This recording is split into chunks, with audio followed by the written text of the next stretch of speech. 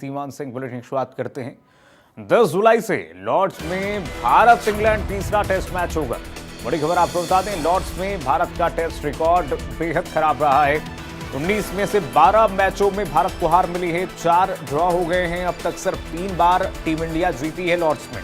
2021 में, उससे पहले 2014 में कामयाबी मिली थी। 19 में से 12 मैच टीम इंडिया हार चुकी है। इनकी कहिए कि लॉर्ड्स में इंडिया की भारत का परफॉर्मेंस जो है बहुत ही खराब रहा है।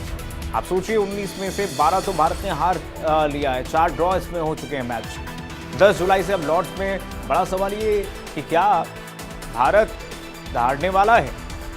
19 में से 12 मैचों में हार मिल चुकी है, 4 ड्रॉ हो चुके हैं। यानी कि लॉर्ड्स की जो पिच है वो भारत के लिए मुनासिब नहीं रही, भारत के लिए सफल नहीं साबित हो सकी।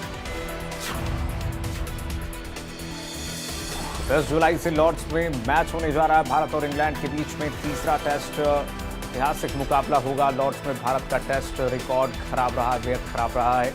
19 में से 12 मैचों में भारत को अब तक हार मिल चुकी है, 14 ड्रॉ हो चुके हैं।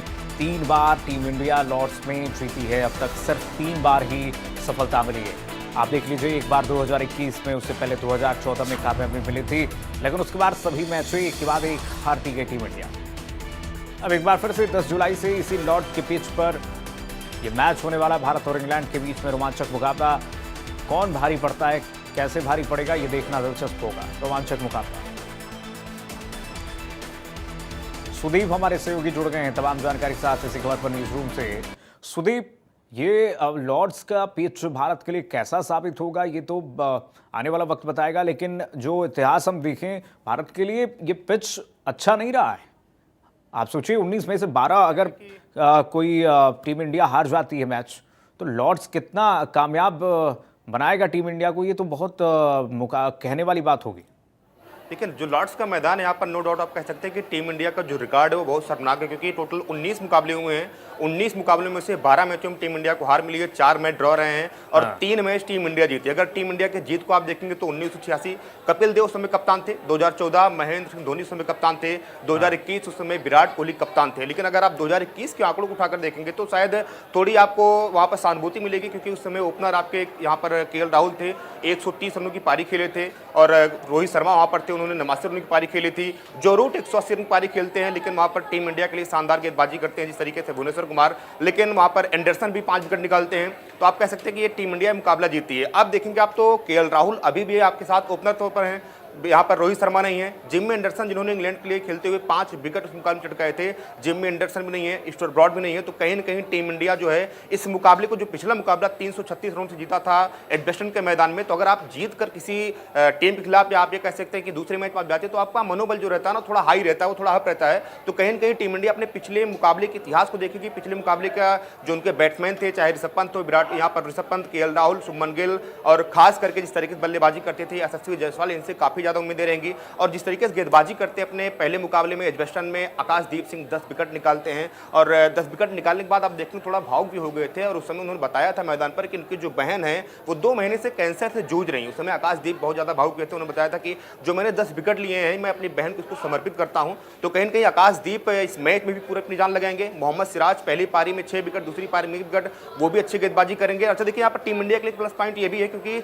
इस मुकाबले में जसप्रीत बुमराह की वापसी होने वाली है। तो अगर आपके पास जसप्रीत बुमराह, मोहम्मद सिराज, प्रसिद्ध यहाँ पर आकाशदीप सिंह, यानी कि 3 तिकड़ी अगर आपकी रहेगी, तो नो डाउट आप कह सकते हैं कि टीम इंडिया अच्छा परफॉर्मेंस करेगी। इस मुकाबले में आप देखेंगे तो हो सकता है कि प्रसिद्ध कृष्णा को बाहर का रास्ता दिखाया जाए, क्योंकि प्रसिद्ध कृष्णा अभी तक अपने दोनों मुकाबले में कुछ खास कमाल नहीं कर पाए, उनको विकेट मिली नहीं है। अगर वहां पर बुमराह आते हैं तो नो डाउट यहाँ से उनको बाहर का रास्ता दिखाया जाएगा। और आप देखेंगे तो स्टुअर्ट ब्रॉड जो है संन्यास ले चुके हैं, लेकिन स्टुअर्ट ब्रॉड ने कल अपने एक प्रेस कॉन्फ्रेंस में बात कही थी कि जिस तरीके से टीम इंडिया की गेंदबाजी की जो तिकड़ी है, बुमराह, मोहम्मद सिराज, आकाशदीप सिंह, अगर मैं इस समय टीम यहाँ पर इंग्लैंड की तरफ से खेलता, अगर मैं बैट्समैन होता, तो शायद मेरे मन में हल्की फुल्की वहाँ पर चुभन होती, हल्की फुल्की हम सहमे रहते हैं, हम डरते हैं इनकी 3 गेंदबाजों से, क्योंकि जो 3 गेंदबाज हैं इन्होंने बहुत अच्छी गेंदबाजी करी है इंग्लैंड में आकर। और आप देखेंगे तो वाकई में इन्होंने अपने आप को प्रभावित किया था। पहले मैच में बुमराह ने 5 विकेट लिए थे, आकाशदीप सिंह पहला मैच खेलते हैं वहाँ पर 10 विकेट निकालते हैं, मोहम्मद सिराज उनको भी लगभग 8 सफलता मिल गई है। आपने फिर बल्लेबाजों में आप जाएंगे तो शुभमन गिल सबसे ज्यादा रन बनाए, यहाँ पर 2 मैचों में 585 रन, 186 उनका एवरेज है।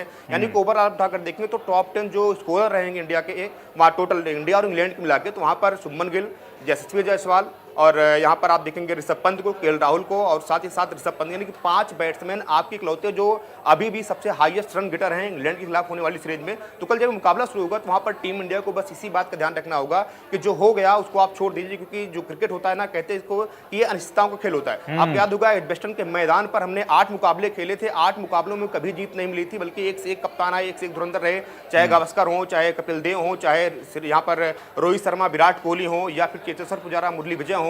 लेकिन ये नई लेवल टीम वहां पर जाती है, किंगिस्तान यहां से जाती है और वो टीम एजबेस्टन का किला जो है वहां पर इंग्लैंड का ढा देती है। तो कहीं ना कहीं लॉर्ड्स का मैदान भी वैसे ही है, अगर आप वहां पर अच्छी बल्लेबाजी करते, अच्छी गेंदबाजी करते तो नो डाउट आपके हक में जीत रहने वाली है। तो क्या सबसे मजबूत करना चाहिए अभी भारतीय टीम को, किस पर फोकस करना चाहिए, बल्लेबाजी या फिर गेंदबाजी पे?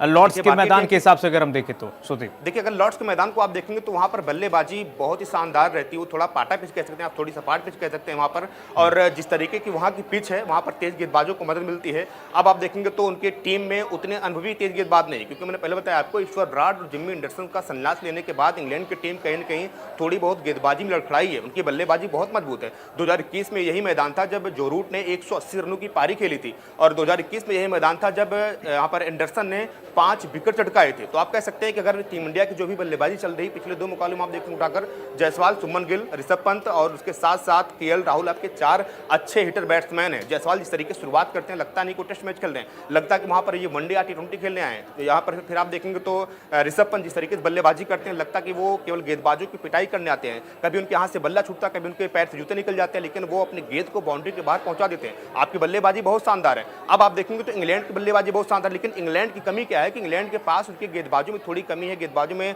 अनुभव उतना ज्यादा नहीं है। अब टीम इंडिया के पास प्लस पॉइंट ये है कि मोहम्मद सिराज, आकाशदीप सिंह और जसप्रीत बुमराह जैसा एक वर्ल्ड क्लास का नंबर 1 टेस्ट गेंदबाज इनके पास मौजूद है। तो कहीं न कहीं जब जसप्रीत बुमराह टीम इंडिया के साथ जुड़ेंगे तो उनको बहुत ज्यादा मदद मिलेगी, चाहे आकाशदीप हो, चाहे मोहम्मद सिराज हो, क्योंकि आप देखेंगे तो जब ड्रिंक्स ब्रेक होती है या जब कोई गेंदबाज गेंदबाजी करने जाता तो सारे गेंदबाज, सारी टीम मिलकर उसको समझाती है कि आपको गेंदबाजी कहाँ करनी है, किस लेंथ पर डालनी है, कब बाउंसर मारना है, कब आपको यॉर्कर मारनी है। तो कहीं न कहीं बुमराह के आने से ये टीम जो है और ज्यादा मजबूत होने वाली है गेंदबाजी में। बिल्कुल मजबूत होगी और पूरा भारत आज यही आशा करता है, अपेक्षा करता है भारतीय टीम से कि जीत कराए और इंग्लैंड को हरा कराए।